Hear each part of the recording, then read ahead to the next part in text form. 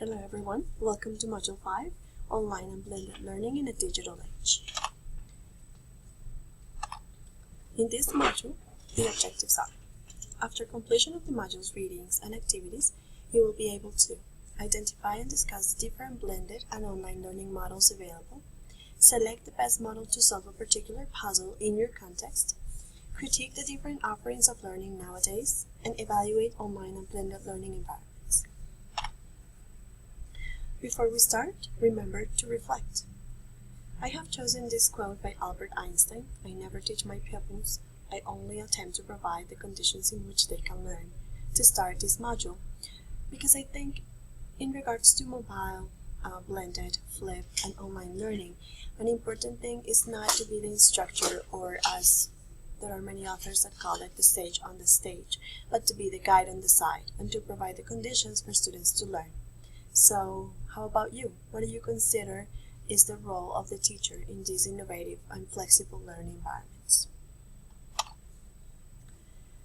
Blended and online learning call us and invite us to change our perception of learning, our perception of teaching, and our perception of ourselves and what we are expected to do in our students' lives.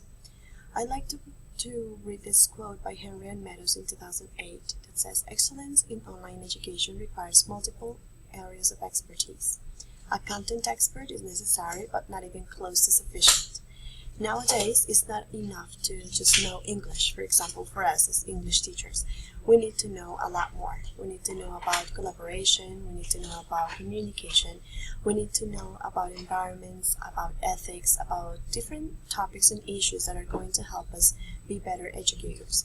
So nowadays also it is very difficult to find only a traditional classroom that has no use of technology or computers in its preparation, planning, and execution. So even though not all programs are online and not all courses offer an online component, they do offer blended components nowadays. If you buy a textbook, the textbook is going to have online learning opportunities, it's going to have a blended workbook, it's going to have a platform.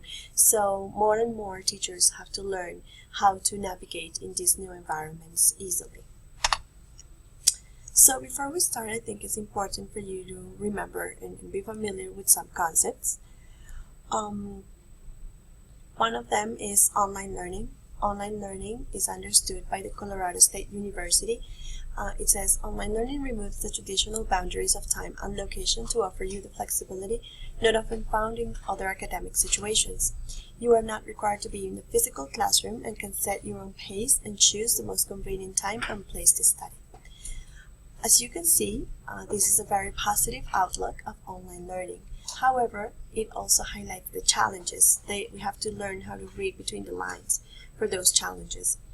The challenges of online learning as presented in this definition would be the flexibility, and would be that your own pace and your time and place. Because even though all this flexibility is offered, it requires a large extent of discipline from the learner to be able to navigate in this environment successfully. On the other hand, Graham defines blended learning as the combination of face-to-face instruction with computer-mediated instruction. If we think about other authors like Marsh, for example, the blending is not so clean-cut. There are different blends. There is blend of textual and oral information, there's blend of video and traditional learning.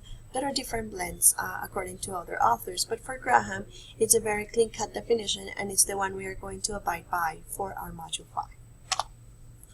Other two terms that are important to consider are flipped learning and massive open online courses, or MOOCs. Flipped learning is a pedagogical approach in which direct instruction moves from the group learning space to the individual learning space, and the resulting group space is transformed into a dynamic, interactive learning environment where the educator guides students as they apply concepts and engage creatively in the subject matter. So it's very important to think about flipped learning as an environment for students to create, to be the ones shaping their own learning. On the other hand, massive open online courses, or MOOCs, are courses designed for large numbers of participants that can be accessed by anyone, anywhere, as long as they have an internet connection, are open to everyone without entry qualifications, and offer a full complete course experience online for free.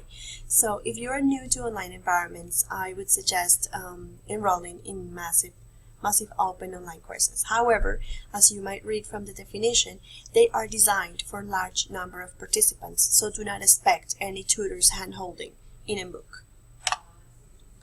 Mobile learning is another term that I think is important to include in this module, even though we haven't considered any readings or any materials in the course. However, it emerges, and it's very important for you to have it also in mind, maybe for further exploration. Mobile learning is defined by the Mobile Learning Network as the exploitation of ubiquitous handheld technologies together with wireless and mobile phone networks to facilitate, support, enhance, and extend the reach of teaching and learning. There is a very interesting book called Mobile Pedagogy, in which the model of mobile learning is challenged, is taken, let's say, a little bit beyond, because it extends the simple fact of students being able to learn anywhere, anytime, with the ubiquity of handheld technologies, but also take it a little bit ahead with the assistance of teachers in creating these environments for mobile learning.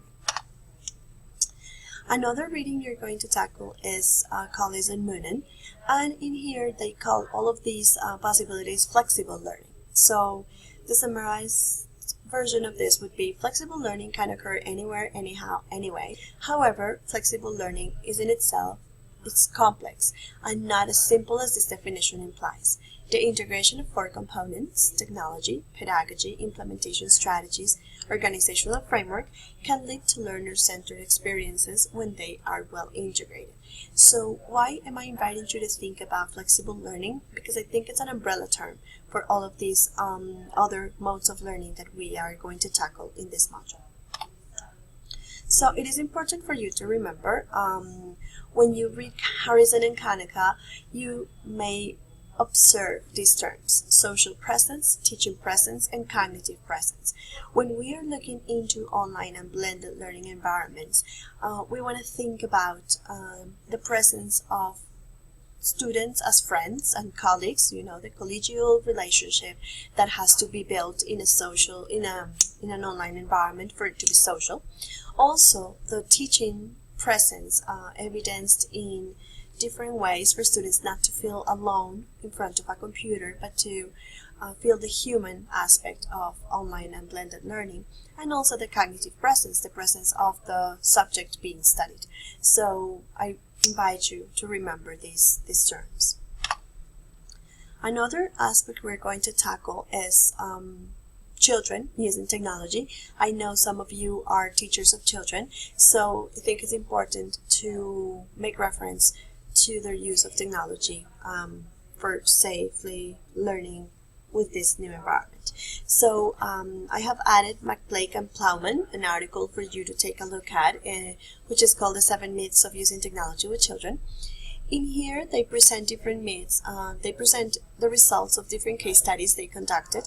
One in particular, where they interviewed different families of 3- and 4-year-olds, and the conclusions yield these 7 myths that they consider are widespread and are not necessarily true. So first, children and technology shouldn't mix.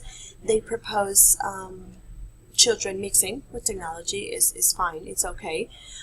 Children are digital natives. This is a term coined by Mark Prensky.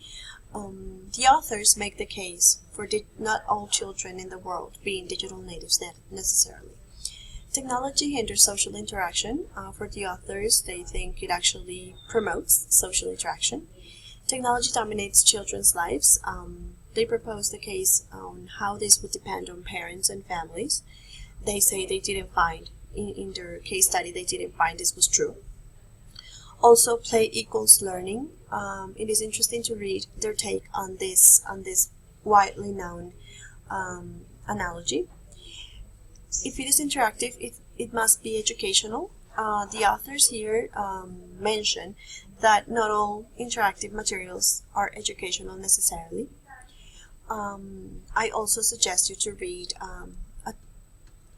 Parenting in the Age of Attention Snatchers. Even though you're not parents, or maybe you are, but you're teachers, this would help you see some particularities of these new and innovative technologies in children's attention spans.